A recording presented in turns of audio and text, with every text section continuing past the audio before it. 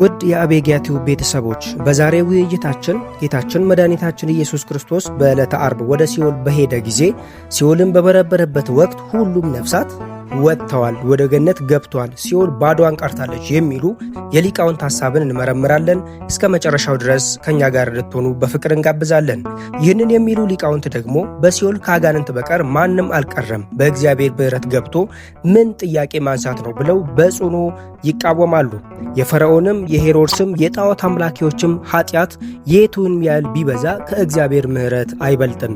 ምሕረትን ይወዳልና ቁጣውን ለዘላለም አይጠብቅም፣ ተመልሶ ይምረናል፣ ክፋታችንንም ይጠቀጥቃል፣ ኃጢአታችንንም ከባህሩ ጥልቅ ይጥለዋል ብለው ነቢያት የተናገሩለት አምላክ ሰው ሆኖ ዓለምን ካዳነ በኋላ ኃጢአትን ቆጥሮ ነፍሳት በሲኦል ካስቀረ መድኃኔ ዓለም የዓለም መድኃኒት መባሉ ምኑ ላይ ነው ይላሉ። ጻድቃን ብቻ ለይቶ ከማራቸው መሐሪነቱ ምኑ ላይ ነው?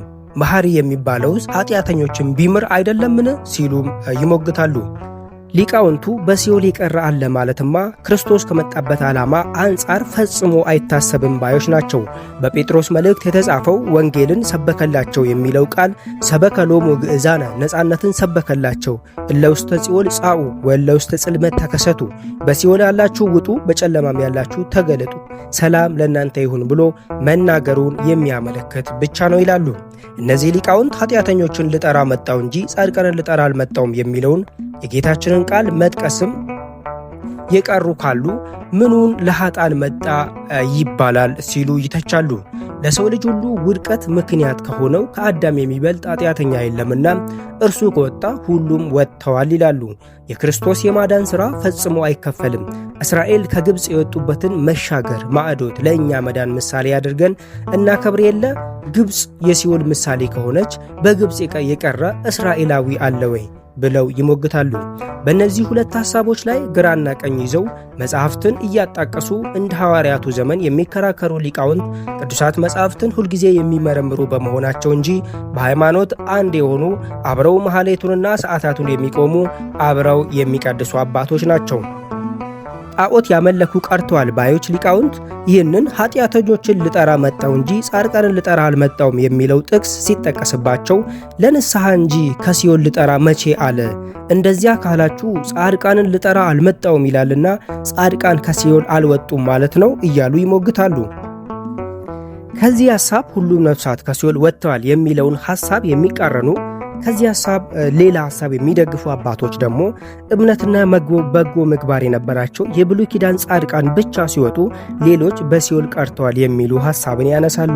ይህ ሐሳብ በብዙ የቤተ ክርስቲያን መጻሕፍት ላይ ተጽፎ የምናገኘው ሲሆን ጻድቃንን ከሱ ጋር እንደሱ ከሲኦል አውጥቶ ገነት አስገባቸው፣ ክፉዎች ነፍሳትን ግን በሲኦል ቁራኝነት ከአለቆቻቸው ከአጋንንት ጋር እንዳሉ ተዋቸው የሚለው የመቅደመ ወንጌል ቃል ተጠቃሹ ነው።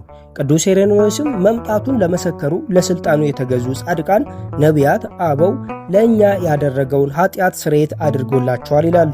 እምነትና በጎ ምግባር የነበራቸው የብሉይ ኪዳን ጻድቃን ብቻ ከሲኦል ወጥተዋል የሚሉት ሊቃውንት ሁሉም ነፍሳት ከሲኦል ወጥተዋል የሚለውን ሐሳብ ሲሞግቱ ዛሬ በአዲስ ኪዳን ያመነ ሰው በጎ ሥራ ከሌለው በስተቀር አይድንም። ምክንያቱም እግዚአብሔር እንዲያውቁ በግልጥ ይናገራሉ። ዳሩ ግን የሚያጸይፉና የማይታዘዙ ለበጎ ሥራም ሁሉ የማይበቁ ስለሆኑ በሥራቸው ይክዱታል ተብሎ ተጽፏልና። ዮሐንስም አውቄዋለሁ የሚል ትእዛዙንም የሚጠብቅ ውሸተኛ ነው፣ እውነትም በእርሱ ውስጥ የለም ብሏል።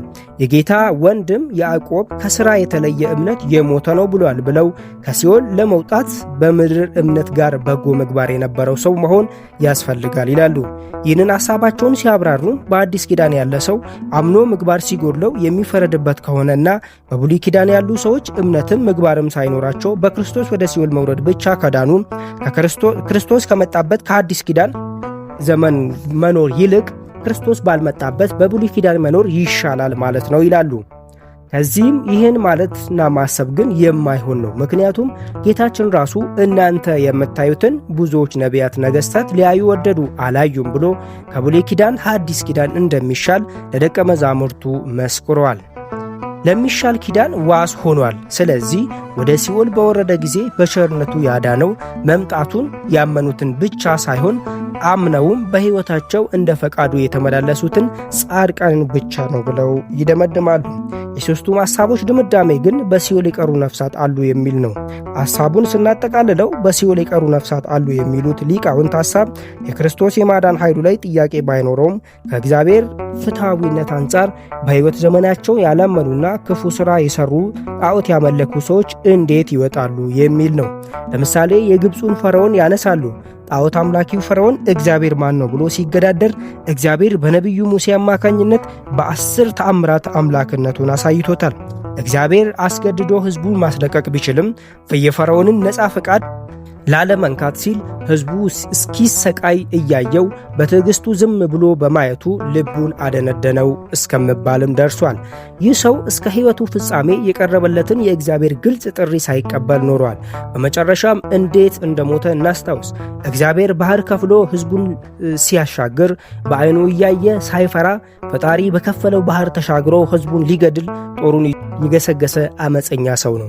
እግዚአብሔር በምሕረቱ ብዛት ይህንን ሰው በባህር ውስጥ ባያስቀር ኖሮም ገና ብዙ ጥፋት ለመስራት በቂ ጭካኔ ያዘለ ልብ ያለው ሰው ነበረ። ለዚህም ነው ፈርዖንና ሰራዊቱን በኤርትራ ባህር የጣለ ምሕረቱ ለዘላለም ነውና የምንለው። ታዲያ ይህ ነፍሱ እስክትወጣ ድረስ በክህደት የጸና ሰው በብሉይ ኪዳን በመኖሩ ብቻ ስለ ክፉ ሥራውና ስለ ጣዖት ማምለኩ ሳይፈረድበት እንዴት ከሲኦል ይወጣል ይላሉ ሊቃውንቱ። በሕይወት ዘመኑ 144,000 ሕፃናትን ያስጨፈጨፈውን ታላቁን ሄሮድስንም ጉዳይ ያነሱታል። በእርግጥም ሕግ ከተጻፈላቸው ሰዎች ወገን ሆኖ ያንን ሁሉ ግፍ ከሠራ በኋላ በንጉሥነቱ ዘመን ብዙዎችን በግፍ ሲገድልና ሲያሰቃይ ከኖረ በኋላ በመጨረሻም ሊሞት ሲል ዮሴፍ ወልደ ኮሬዮን ዮሴፍ ፍላቨስ በታሪክ እንደጻፈው ስሞት ስለ እኔ የሚያለቅስልኝ ሰው ስለማይኖር ከየአካባቢው ታዋቂና በሕዝብ ተወዳጅ የሆኑ ብዙ ሰዎችን በኢያሪኮ ሰብስቡና ልክ እኔ ስሞት ግደሏቸው፣ ያን ጊዜ ሕዝቡ እኔ በሞትኩበት ሰዓት ስለ እነርሱ ብሎ ያለቅሳል ብሎ ትእዛዝ ሰጥቶ የሞተው ይህ ሰው እንደ ሥራው ሳይከፈለው ይድናልን? በባቢሎን እስራኤልን በግፍ ያሰቃያቸው የናቡከደነጾር ነገርስ እንዴት ይታያል? ይላሉ አባቶች። አክለውም ጣዖት ቢያመልኩም ምንም ክፉ ቢሰሩም የሚዳን ከሆነ በብሉይ ኪዳን መኖር ይሻላል ማለት ነው ወይ? ይላሉ። ሰዶምና ገሞራ እስከ ፍርድ ቀን ይቆያሉ እንዴት ተባለ? ከነጻ ፈቃድስ አንጻር ሳያምኑ የኖሩ ሰዎች ሁሉ እንዴት ዝም ብሎ ሊድኑ ይችላሉ? ለሁሉም እንደ ሥራው እከፍላለሁ ያለውስ የብሉይ ኪዳን ሰዎችን አይጨምርም ወይ? የሚሉ ጥያቄዎችንና መከራከሪያዎችን ይይዛሉ።